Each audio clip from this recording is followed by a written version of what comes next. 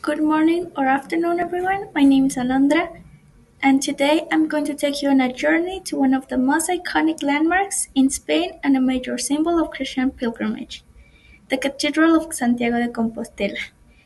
This cathedral is located in the region of Galicia, and it's not only a masterpiece of Romanesque architecture, it is also the final destination of the famous Camino de Santiago, also known as the Way of Saint James.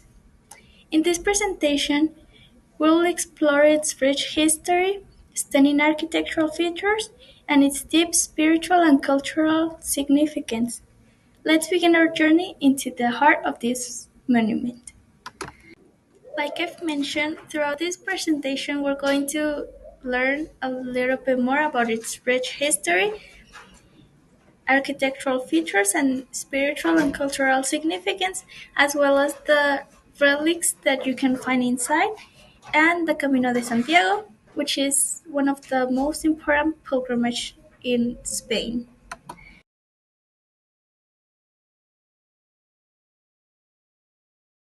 The Cathedral of Santiago de Compostela is a renowned pilgrimage site and one of the most important religious monuments in Europe. It's located in the city of Santiago de Compostela in the northwest region of Spain, called Galicia.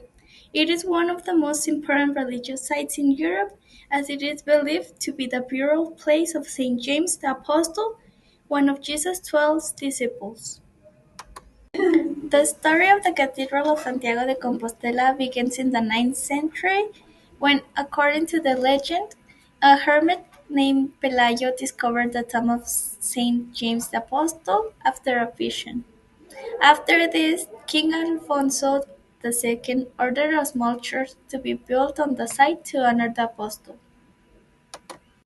The construction of the cathedral began in 1075 during the reign of King Alfonso, and it was officially completed in the 13th century, although additions and renovations continued in later centuries.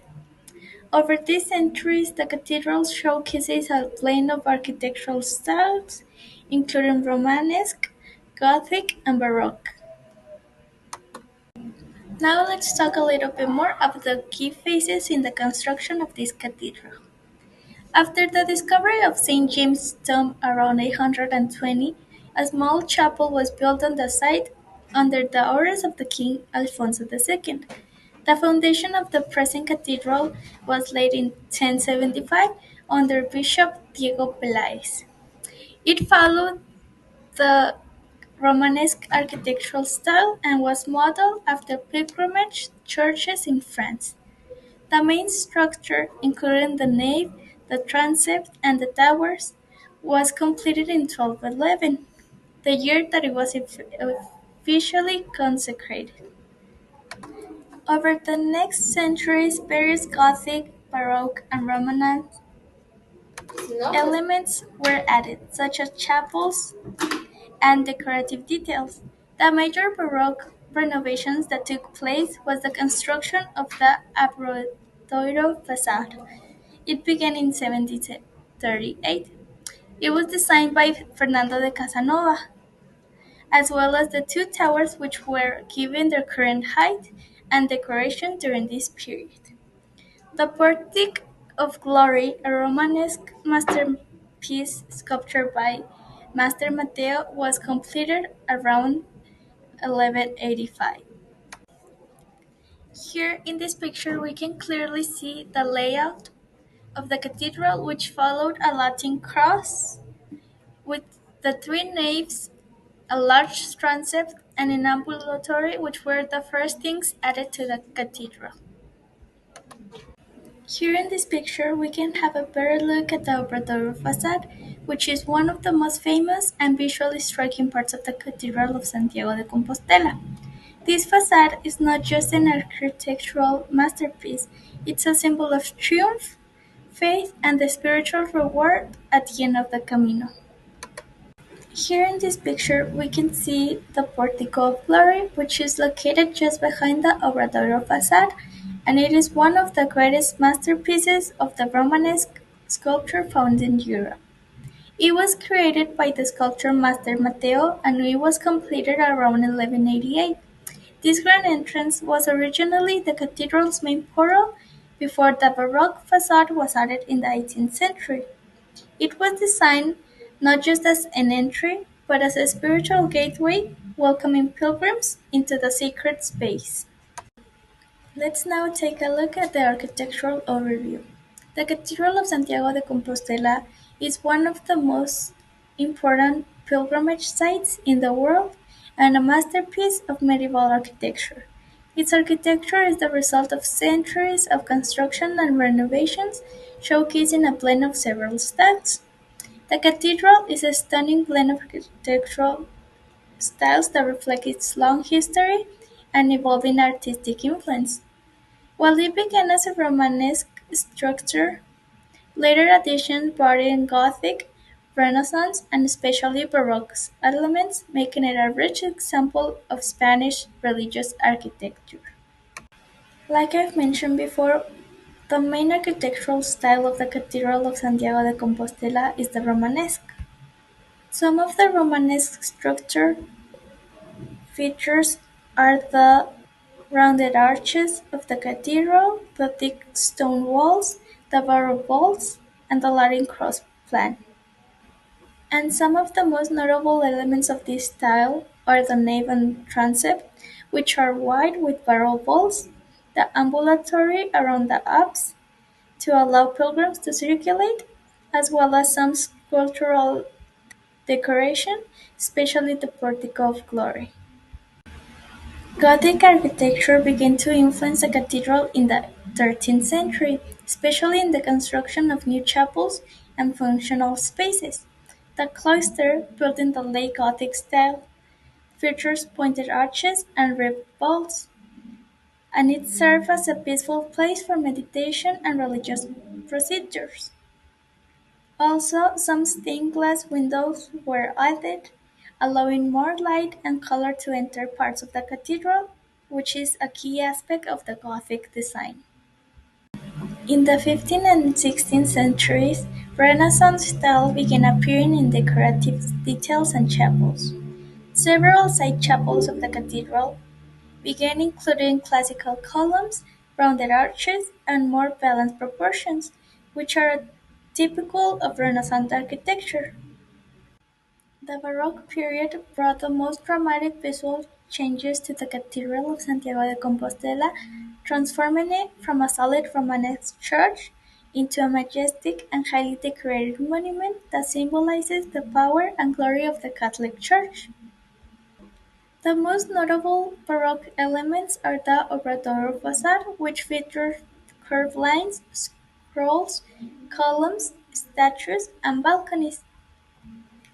The twin bell towers and the main altar, richly decorated with leaf gold, is a Baroque masterpiece designed to impress and inspire awe. The cathedral also includes notable neoclassical features, particularly in some of its later additions and renovations. The neoclassical additions provided a more orderly and rational aesthetic, contrasting with the highly emotional and decorative style of the Baroque. Let's now take a look at the religious and cultural significance of the Cathedral of Santiago de Compostela. The cathedral is the final destination of the Camino de Santiago, a major Christian pilgrimage route that stretches across Europe. Pilgrims usually walk for spiritual growth, penance, or personal reflection, often carrying a scallop shell, which symbols Saint James. And like I've mentioned before, according to tradition, after Saint James passed away in Jerusalem, his remains were transported to Galicia in northwest Spain. And in the ninth century, his tomb was rediscovered by a hermit called Pelayo, who was guided by a star. This event sparked widespread devotion and led to the construction of the cathedral.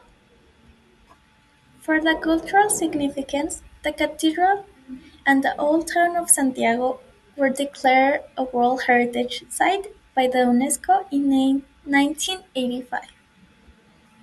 All of this promoted cultural, academic, and economic exchange between different people of Europe. The interior of the Cathedral of Santiago de Compostela is as impressive and meaningful as the outside.